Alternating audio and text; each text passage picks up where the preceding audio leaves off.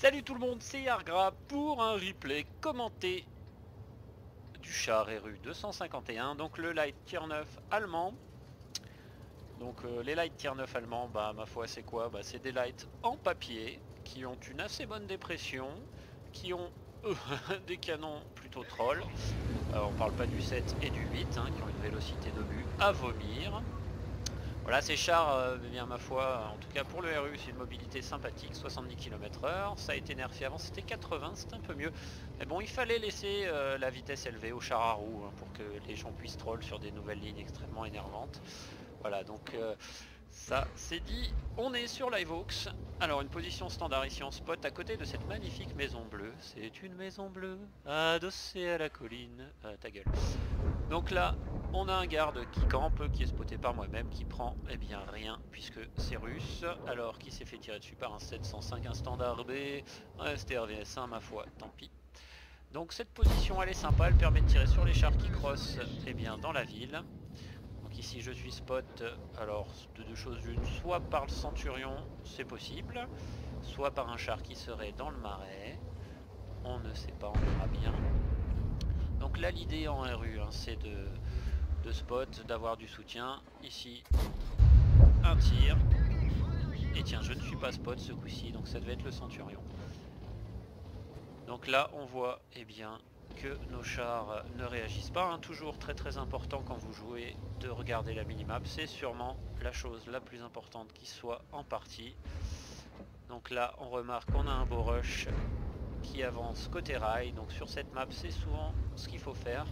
Prendre cette case où on voit le T95-2, c'est essentiel à la victoire. Donc en général, si vous rushez là à plusieurs, je dis bien à plusieurs, et bien de ce côté ça va se faire ravager et après il n'y aura plus qu'à tout rincer le côté ville.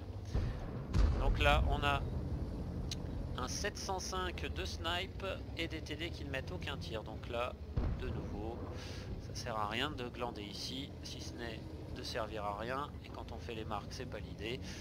Donc c'est de bouger du côté du rush.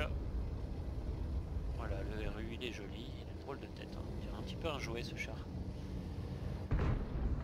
Donc ici on peut apprécier la qualité du canon allemand, voilà, qui tire dans le train. On a un E1002 qui est en PLS côté marais, je vais peut-être pouvoir choper un shoot. Et non. Donc bien, 70 km/h c'est pas mal, ça permet quand même de se replacer, on va pas cracher dans la soupe, hein. C'est toujours mieux que son tier 7, le Spic, hein, qui lui n'a que 56 km/h pour un char qui n'a aucun blindage et un profil assez haut. Voilà, ici je spot le T54 Light dans une position, et bien ma foi je n'ai jamais tenté cette position, je sais pas ce que ça peut donner, mais je suis pas convaincu que ce soit très très efficace. Voilà, de nouveau les snapshots qui passent, alors, en tout cas dans la terre. Donc là dans l'idée hein, on a réussi à tuer les quelques chars qui défendaient côté rail, c'est de prendre la position en dessous du T54, donc dès que le garçon sera mort. Voilà, là on a un petit tir sympa qui passe par contre, ça fait plaisir. Je suis pas spot, très très bien. Donc là, eh bien l'idée c'est de prendre cette zone là où on a en général des TD qui vont tenter de supporter sur cette zone là. Donc c'est parti. Pour l'instant la game est très très moyenne. Un peu moins de 1000 de dégâts, 1200 d'assist, c'est pas suffisant pour prendre la marque sur le RU, il faut tourner autour des 3005 de cumuler. C'est pas extraordinaire pour un Light Tier 9 hein, clairement, mais il faut quand même le faire. Voilà, donc le RHM qui est spot ici dans une position tout à fait standard pour un char en papier. Je suis pas spot et finalement je suis spot. Donc ça devait être mon gros cul qui dépassait hein, puisque Argra a un très très gros cul comme tout le monde le sait, et le VZ en retournant côté base a dû me spotter. Donc là on attend d'être des spots, toujours faire très attention à l'artillerie avec le RU. Ah ma capsule de bière, reviens. Voilà, parce que le RU est en papier et il se fait pénétrer la plupart du temps par les artilleries.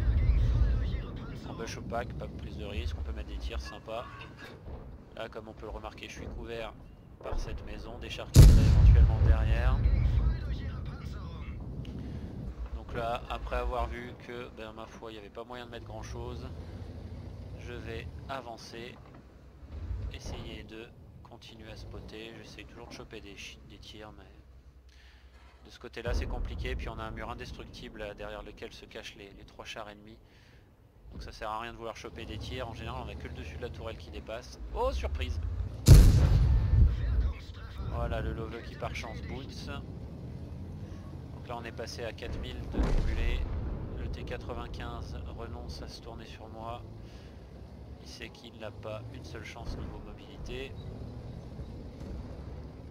Voilà, c'est très bien, ça monte. L'IS-3 qui est spot. Et bien sûrement par le standard B. J'essaie de récupérer le spot bien sûr. On se tirait à chier, mais d'un autre côté c'est un peu risqué de faire le foufou ici. On a l'arty qui peut me tartiner la tronche.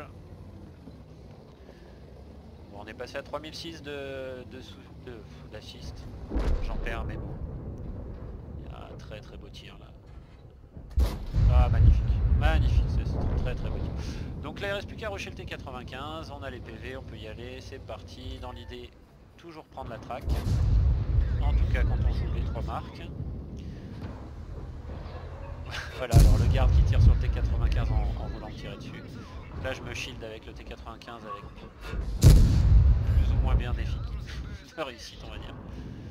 Voilà, c'est très bien, et alors là, voilà, catastrophique. Donc on a pu voir que la HE a pas pénétré le M4 alors qu'il a une caisse en papier. Autant repasser à la PCR. Puis là pas de prise de risque, hein. Ça coûte cher un char à réparer. Voilà, puis c'est encore un petit peu mon spot, pas complètement, mais c'est pas grave. Et il n'y a plus que l'arty. Et c'est plié, donc là c'était une belle fail team. Hein. Bon, ça, comme on peut le voir, ça peut quand même permettre de faire des bonnes parties, les fail team ennemis. Hein. Donc on est sur du 3400 de dégâts, 4800 de cumulé, en tout cas en affiché.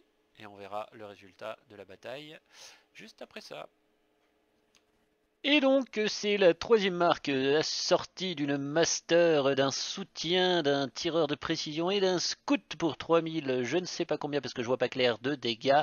Voilà 1450 et il faut que j'aille chez l'ophtalmo et 40 000 et quelques crédits, c'est super. Alors pour finir on va regarder Gribouille, donc il m'a demandé pourquoi il s'était détruit avec son char à roue sur cette action. Voilà, et donc il saute, il se paye un arbre, part sur le côté et explose malheureusement, puisque quand on atterrit sur le flanc, eh bien c'est destruction instantanée. Alors on va essayer de trouver en vitesse réelle une autre explication. Attention, ouais c'est magnifique.